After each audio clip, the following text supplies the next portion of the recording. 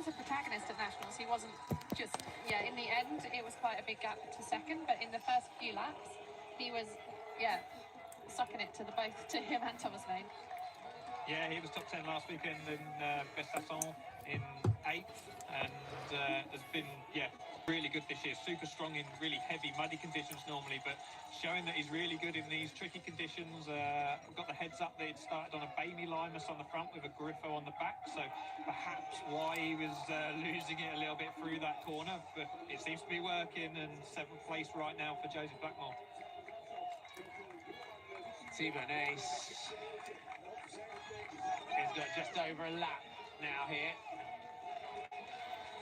And coming into this, he's been on great form in the under-23 World UCI Cyclocross World Cup, taking that one. And the preparation again was very, very sensible, very, very measured in terms of, the riders that decided to go to Besançon last weekend and those that chose to kind of stay at home. Yeah, he won all of the World Cups that he started, so he'd already won the under-23 overall last weekend, so decided to skip that.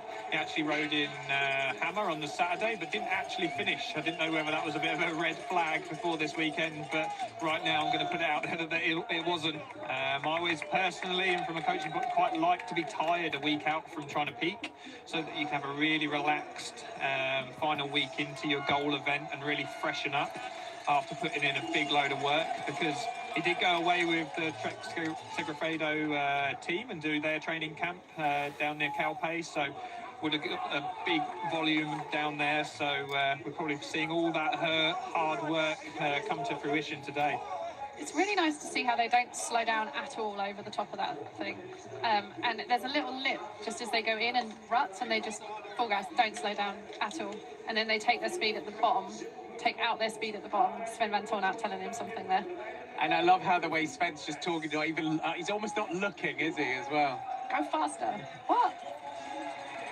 T-Bone Ace drops down onto the start-finish straight, and he's going to get a very welcome sound, and then a different kind of pressure descends on you when you go through the bell lap. Yeah, it's just going to be a wall of noise now coming through to take the bell. Interesting, but I think more than anything it showed that he was making a bit of a bid for that second place in this race, but once again, Johan Verschuur makes his way back into second place to probably try and slow things down ever so slightly, and now Mewson attacks. The Belgians playing the old 1-2 on Del Grosso. They want all these medals. It must feel hard to be Del Grosso at this point, because if he did have a teammate, there was, they could have worked together, but the Belgian juniors and U23 have always been so strong that it's hard for anyone to break into that, really. It is indeed. He's throwing everything that he's got. So Thibaut, Sven won the under-23 title twice before he turned pro and took his 2 elite titles as well. This has been a phenomenal ride. And there's your fastest lap, so Victor Mewson, 7:06.8, so just 0.2 quicker than T-Bone Ace. I don't know if you've ever read Sven Ace's book, which he talks a lot about pressure in that book, and he talks about, he was one of the first riders to jump the planks in St Wendel World Champs as a under-23, I think. But he talks about the pressure from winning that to going to elite, and so maybe actually the reason why he's done all these things so well with his son is because he was in an environment that he didn't enjoy when he was that age, and it took him forever to win world championships, and he only won 2 compared to a rider like Erwin Vervecken that I think won 4 in the end, when he was clearly not as good a rider as Sven Ace is. It is. It's all about getting it right on the day. I hope you're enjoying these shots to be able to follow T-Bone Ace, your leader, and you can just see the way he's just drifting down into these lines, starting this very, very fast descent that we've got now. Nace did say this week this was going to be his final under-23 race that he was going to participate in, so from next year he will ride up into the elites. I did wonder, talking about pressure, whether it was going to add a little bit too much pressure on him, on his own shoulders coming into this, to state this is your last go at winning an under-23 title, but maybe just thrives under pressure, because he has ridden a textbook race so far. I mean, it's been absolute perfection so far from the start, hasn't it? He's done an amazing job, and the way that he took on the front of the race and just smashed those corners when the other riders were trying to find the limits of their tyres. He just said, okay, well, I've got full grip. I'm not going to get any more grip than this, so I'm going to go as hard as I physically can get around that corner. And he did, and he stayed upright, and he gapped them really early on in that first lap. Yeah, bold decision. And it, we were chatting about it before we came on air in terms of tyre choice, but you can just see the way those tyres are sticking for him. I think looking back now, the bold choice was going with the small birds.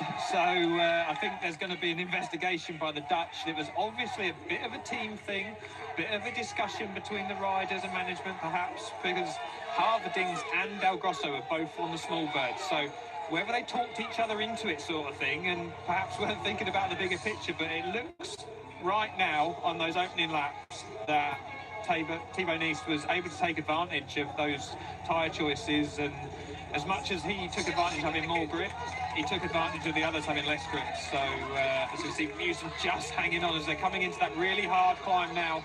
This is going to be the key moment for that race for second as Del Grosso applies the pressure. 18 seconds is the gap from Thibaut Nice to Witsen and Thibaut Del Grosso trying to prevent a Belgium 1-2-3 here on home soil for him. But our leader, Thibaut Nice, you can see constantly attacking in and out of the corners, stepping on the gas as he heads towards that rainbow jersey. He's just got to string the rest of this lap together. The 18-second gap over the teammates. Joram Vitsura, last year's champion at under 23, is still in that chasing group. Jensen Mikkels, Lucas Janssen, Victor van der Putten, Leonard Belmans, Aaron Dox, Emil Verstringer, your top 10. Joseph Blackmore just outside that top 10 at the moment. This is the first time that we're seeing Thibaut Nice actually look like he's trying. He's getting out of the saddle after every corner. He actually looks like he's not just smooth and mechanical. He's making sure that there's no way these riders are going to come back to him in this last half a lap. You've just got to buy yourself as many fractions of a second as you can. He's going to make it to the finish, so he just has to make sure that he can ride it as hard as possible. Going side by side now with these corners. The battle for silver and bronze is between these three riders, Vitsinius and Thibaut Del Grosso and Joram Vitsura. To me, Del Grosso looks the quicker on the road. I don't know if you would agree. He's got a good sprint on him, I know that for sure, but he certainly doesn't want the two Belgians to get kind of second and third in line between these corners, because the second place Belgian could let the wheel go and open that gap up. So it looks like we're in for a real fight for that silver medal between those three.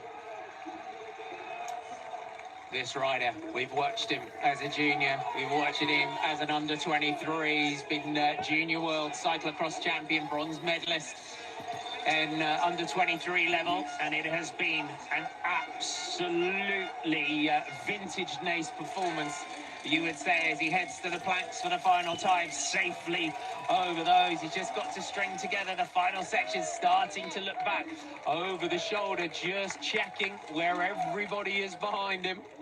He knows naturally that group behind are going to speed up, racing for that silver medal, so he knows he's got to keep the pressure on. So he's going to see a race over the planks. Wow, that was impressive, almost three abreast through them. Del Grosso looks around Nice. You can see constantly checking back. You can see the effort.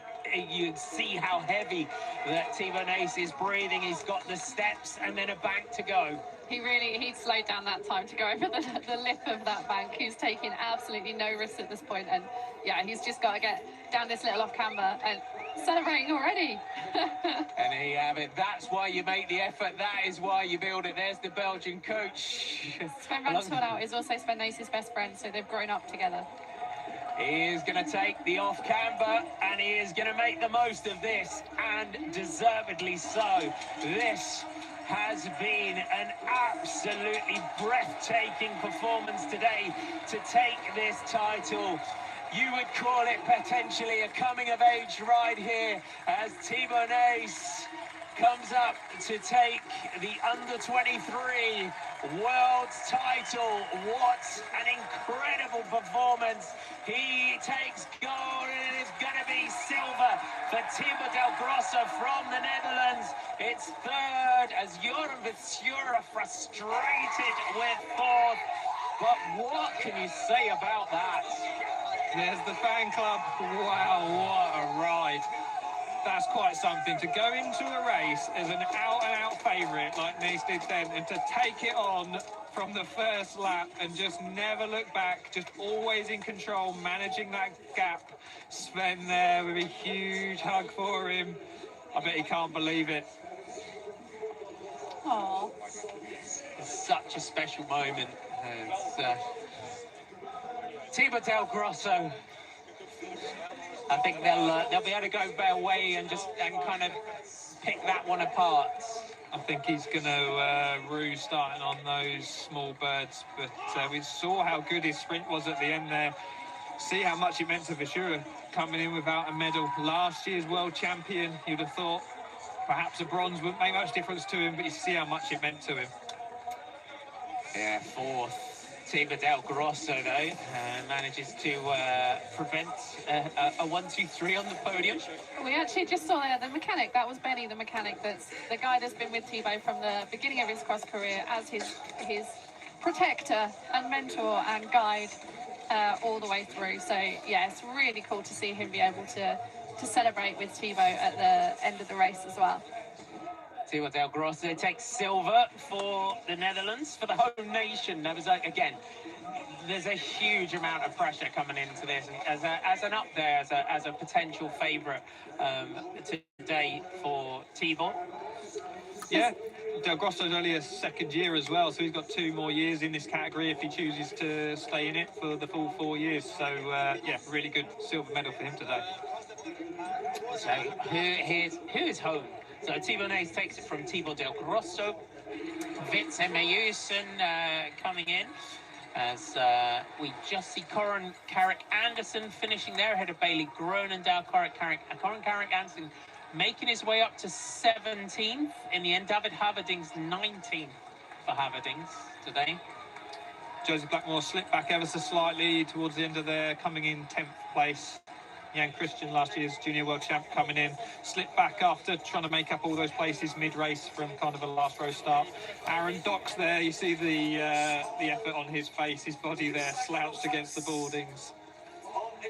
You can really see the mud now on the riders' faces that we didn't see in the junior race. So as this course gets worse and worse per race, it cuts up really badly. So by in 2014 at the World Championships, they had to put sand into some of the ruts because they were too dangerous at the bottom of the bridges. So this course will start to get more and more technical during these races over the weekend.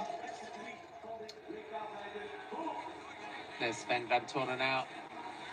He's almost talking to himself as a manager and a coach sometimes at that point. There's his dad, Sven, at the side. Yeah, at that point, you're just trying to give clear, concise information. I think that's what he was trying to do by making a point with his fingers at the same time. But yeah, interesting. Daniele Pontoni congratulating Sven Vantonen on that last lap, another legend of the sport, the Italian team manager now.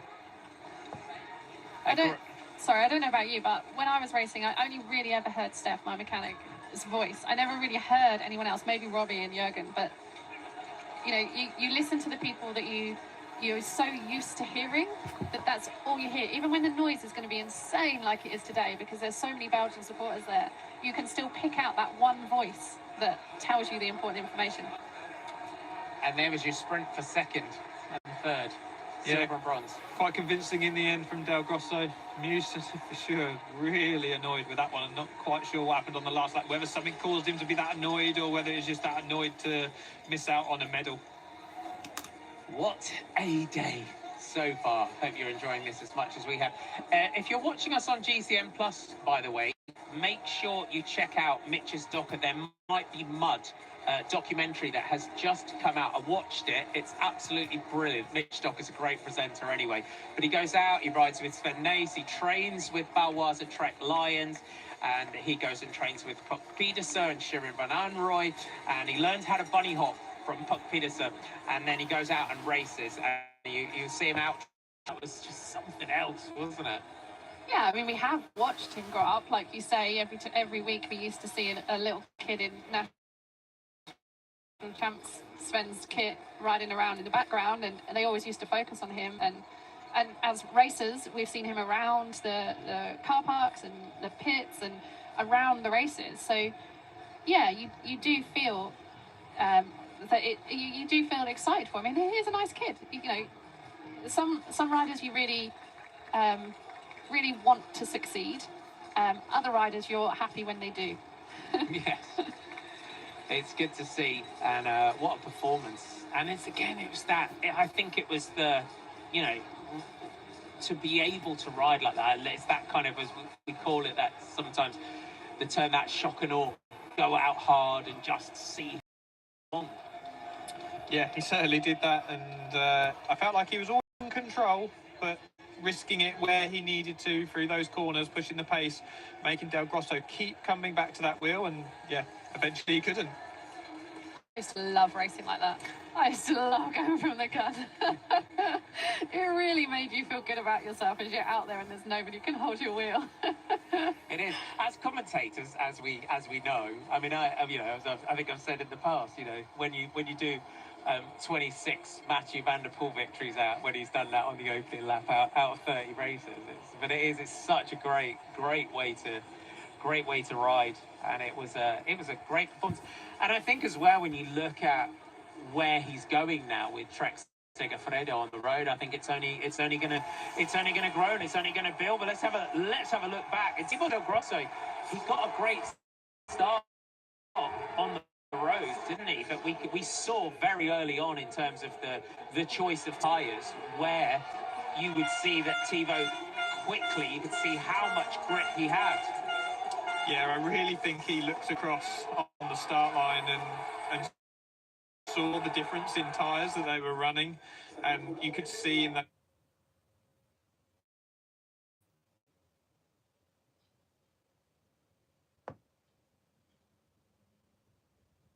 early laps where he really wanted to push it and try and make the difference, and there was that big mistake from Del Grosso in the woods, just sliding out of that rut and coming to a halt almost, and then Nace just kept applying that pressure and just, yeah, didn't let the foot off the gas. It was quite a pivotal moment, that, in the woods. That was I think that was the important part, because at that moment he'd make a few little slips and slides, but he was able to close that gap really quickly. That was a beautiful way to get around that corner. It was super fast. And anyone that's new to cross, that is, you know, he's in control. He knows what he's choosing to do there. Yeah, real. It's a hard thing to keep their foot down. They're trying. Nobody made any mistakes behind, but he was just growing that gap, and the consistency helped him to win the race. And there you have it. World champion as a junior, now world champion as an under-23, and that keeps the fairly partisan crowd happy as well, with a Dutchman in second spot. Yeah, and also a huge percentage of this crowd are going to be Belgian, being so close to the border, and crossworlds are always dominated by the Belgian crowds. Be interesting to see in the future years where he can tick off the elite title as well. We're going to a very small club. And you felt very confident. You certainly demonstrated that today. Talk us through the race. It was really difficult. The start was perfect. I mean, I had the right wheel, and I saw that David and Tibor were starting on small bird tires, and I was I just went with the roughest profile, the hardest one, and I knew that I needed to turn first into the wood section in the technical zone because I had more grip with my tires, and immediately I took 4 to 5 meters, and I just started pushing from the first minute of the race, with always in mind that I have something left, but I just kept the pressure on. And then it was really hard to ride the whole race alone, because in the technical zone I was feeling really good, but on the fast rolling sections I had the feeling that the rolling resistance was so bad, but I had the power to pull it off and to ride the perfect race, I think. Coming across the finish line, you know, we saw your tears, how you celebrated as well with your father, your family. What does it mean to claim those rainbow stripes? I wanted this so bad. I worked so hard for this, and it was my biggest goal of the season, and the pressure was huge. also from myself. And it's a race where you can't make any mistakes, and to pull it off like this, it's amazing. And I only could have dreamed of what it could have been. Your father, Sven Nys, won the men's under 23 twice. Can we expect to see you next year to try and equal that record, or will you try and go to the elite? No, normally I will switch to the elite category and try to get a selection in those world championships. So yeah, this was my last race as an under 23. Congratulations. Great insight. Well, it's what we said, you know, he did look across on the start line, but he didn't think, oh dear, I've got the wrong choice. He thought, oh, excellent, I've got the right choice. And I am going to smash these guys and see who can hold on, because they know everybody's as fast, can be as fast as each other for a short time. So he knows that if he could have the traction on those tyres that they don't, that's where he's going to win the race. And this is the difference between cyclocross, our sport of cyclocross, and the road. Because, as Thibaut said, first thing he said in his interview there, the tyre technology, your tyre choice, as he said, the rolling resistance of his mud tyre. On those fast sections, he was feeling it. And that's where, you know, this is the difference, why that tyre choice is so important. Yeah, it wins world titles and it loses world titles. It's such a huge thing across the different tyre treads, the different tyre pressures. And yeah, like I said in commentary, Del Grosso took the chance on those small birds because of the lower rolling resistance on what is still fundamentally quite a fast course, 27 kilometres an hour. So by the end, I presume Nace was beginning to feel it in the draggy sections where perhaps a lighter kind of intermediate tread would have felt better, but ultimately the race was won by them. But equally, if he's able to maintain his speed around the corners, he doesn't need to accelerate as much to get back to that speed. Whereas if you have to slow down because your tyre choice isn't as grippy, you have to then accelerate. So even though you're having to put out more in a straight line, the person with the lower tread is actually having to put out more power in short bursts out of each corner. Let's run you through who finished where. So your top 10, Thibaut Nys, Thibaut Del Grosso, Vitze Mewsen, Joran Visura, Jente Mikkels, Emil Verstringer, Lennart Bellman, Victor van der Putte, Lucas Janssen and Joseph Blackmore are your top 10. I'll run you through who else finished where as they scroll through it on the screen. So Aaron Dox, 11th, Remy Lelandais of France, 12th, 13th and 14th, Arne Baas, 15th, Davender, 16th, Corin Carrick Anderson of Great Britain, 17th, Bailey Groenendaal of the Netherlands, 18th, David Haberdings, 19th, last year's junior world champion from Switzerland, Jan Christian, big future he has ahead of him as well, in 20th. Then we had Dario Lilo of Switzerland, 21st. Davide Tognati had a great start, did Tognati. He finished 23rd for Italy, with Filippo Agostinaccio was 24th. Alan Suarez Fernandez of Spain, 25th. Matthias Fiala, 26th spot for him. Silas Kuschler, Luca Hartler, 2 finishes there for the Germans, 27th, 28th. Last summer, 29th, Matthias Kopecky, 30th. Evan Russell, 32nd for Canada. Hannes Degenkov, 33rd for Germany. Corentin Lequet, 35th. Cody Scott. Then we had the Japanese rider Shinga Nunoki and Tatsumi Sojima in 39th and 40th. Andrew Strohmeyer, 42nd for the USA. And then Joseph Gerardo Ramirez of Costa Rica, 43rd. Gustav Wang of Denmark, 44th. Philip Mort of Sweden was 45th. Tristan Nash of Australia, 48th. Aku Korvis-Stoinen of Finland, 49th. Just thought I'd run you through some more of your nations. They did scroll them on the screen for you. But it is going to be a big podium moment.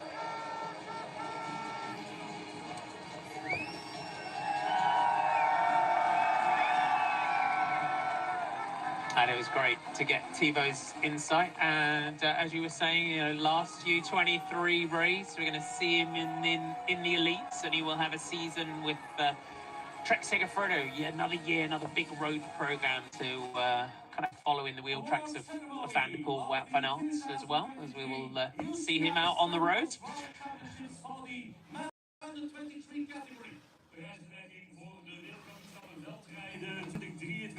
Mannen onder de 23. during this award ceremony, the medals and the jersey will be presented by Mrs. Daniela Izzetti, UCI Management Committee member. De medailles en de truien worden zo meteen overhandigd door mevrouw Daniela Izzetti. I hope you've enjoyed the racing so far. If you've been with us for our first two races of the day, the elite women will finish off today's racing at 2:45 CET. Ladies and gentlemen, in third place and winner of the bronze medal representing Belgium. Dames en heren, de derde plaats en de winnaar van de bronzen medaille uit België, Wietse Meeuwsen. Wietse Meeuwsen, bronze medal for Belgium. Belgian under-23 champion. Has had a good season. And you can hear the various fan clubs cheering on their riders on the podium. Graag uw applaus voor de bronzen medaillewinnaar. Applaus voor Wietse Meeuwsen. Wietse Meeuwsen. Second place and winner of the silver medal representing the Netherlands. Op de tweede plaats en de winnaar van een geweldig mooie zilveren medaille uit Nederland, Tibor Del Grosso.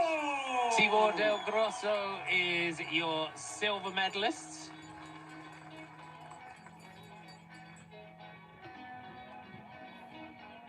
Hij krijgt zijn zilveren medaille en in plaats op het podium. En u mag hem een applaus geven, Tibor Del Grosso.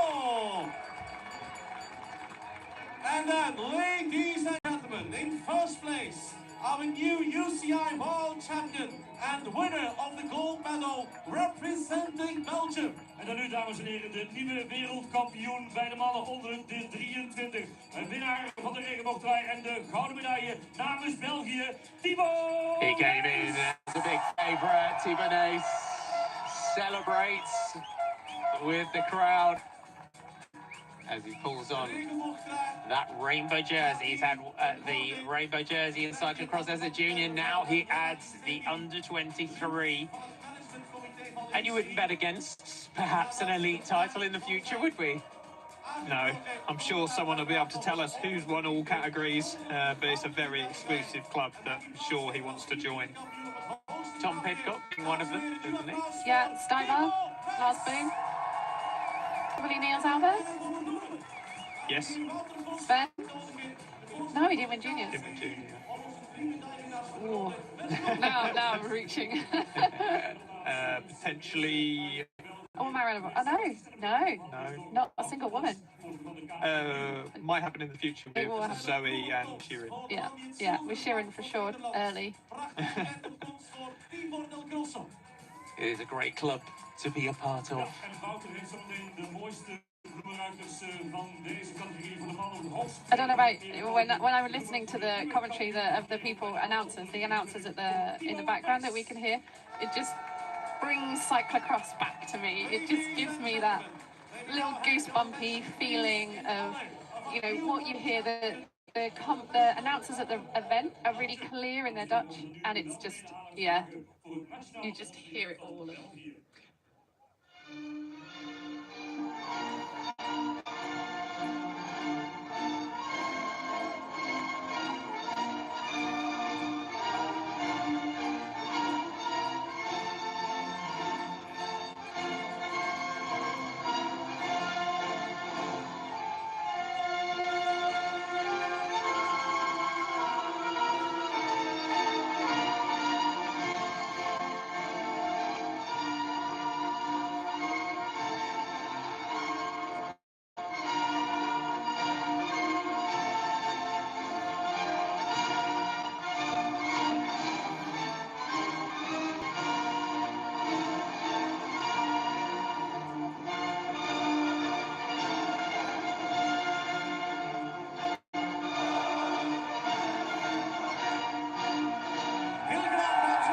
The Belgian national anthem rings out around Hoogerheide as Tibor is crowned World Under-23 cyclocross champion.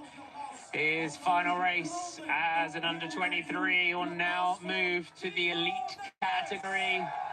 Tibor your champion. Tibor Del Grosso and Wietse Meeuwsen, your silver and bronze medalist. We are about 30 minutes away from the elite women's race. That is one that you are not going to want to miss. Will it be Puk Peterson? Will it be Fem Van Empel? Can Lucinda Brand potentially pull one out of the bag on a big day? You'll be able to join us in a little while from Martin McDonald, Helen Wyman and Ian Field. We'll see you in a while. Bye for now.